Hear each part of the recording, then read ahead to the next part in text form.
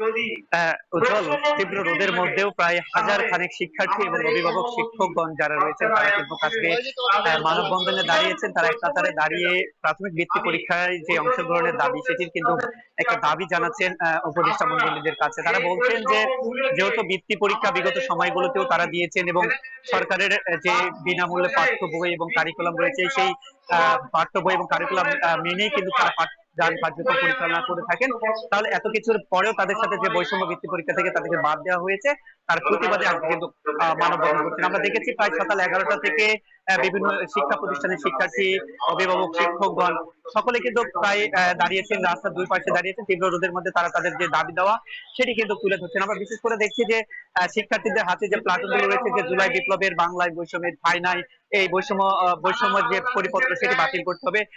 গত 17 তারিখ জুলাই মাসের একটি পরিপত্র জারি করে শিক্ষা উপদেষ্টা, যে বৃত্তি পরীক্ষা হবে সেখানে কিন্তু কিন্ডারগার্টেন শিক্ষার্থী অংশগ্রহণ নিতে পারবে না। তার দাবিতেই কিন্তু আজকে এই মানববন্ধন।